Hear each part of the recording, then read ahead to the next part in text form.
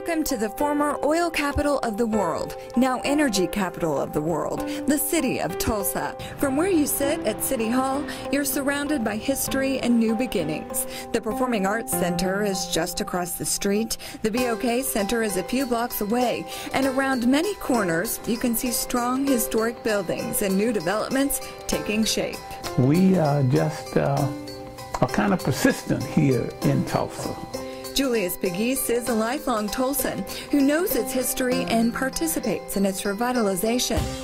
This planning process to redevelop the area in and near downtown Tulsa, started a long time ago.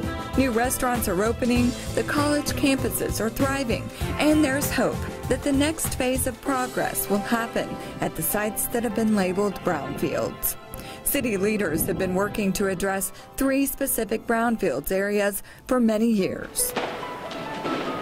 The former Evans Fin Tube manufacturing site, the old Morton Healthcare Center, and the old Dover Norris Sucker Rod plant, now occupied by Story Record Company. Trespassers have made their mark on the old Evans Fin Tube building over the years, but city leaders still see its potential. It sits in the historic Greenwood district. It is an excellent location as a mixed-use development site with a wonderful view of downtown Tulsa. Working in Neighborhoods Director Dwayne Majette is also a lifelong Tulsan who remembers when the area thrived. Our community, the residents in the area as well as the larger community is actively engaged in seeing this redevelopment occur. That Greenwood community dedication goes back a long way, even before statehood, where neighborhoods were built by hand and the homes filled up with African-American doctors, lawyers, realtors, and newspaper publishers. Greenwood Avenue would become known as Black Wall Street, where sadly the success would go up in smoke. A lot of things got burned to the ground. That is just a shame.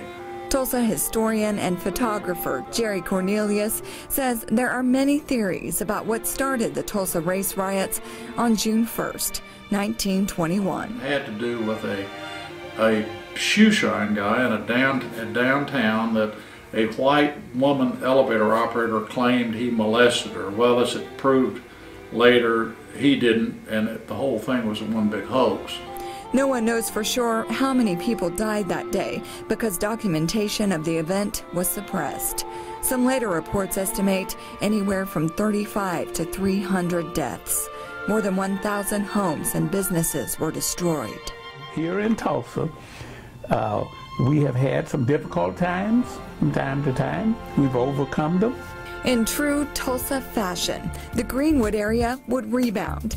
It is now home to new businesses, the Greenwood Cultural Center, OSU Tulsa, One Oak Field, and the John Hope Reconciliation Park, and replicas of buildings that once stood tall. Leaders hope this site that sits in the middle of it all can be the next big rebound for the city. Having a partner like the federal government in a project like this, I think is not only critical but essential for its redevelopment. I hope they take away, most importantly, the opportunity for community redevelopment that these brownfields present. The old Dover Norris Sucker Rod plant is boarded up and begging for change. While a wrecking company uses it to store cars, the city hopes to buy it and use it for a juvenile detention center.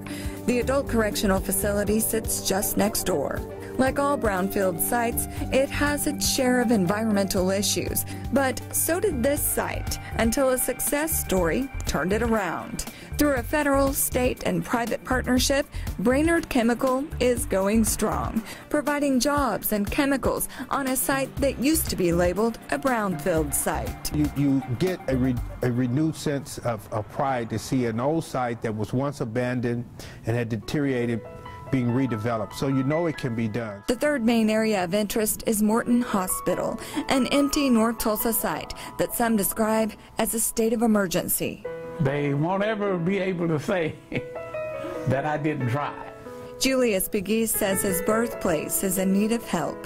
The original building that dates back to 1921 was a thriving African-American exclusive hospital.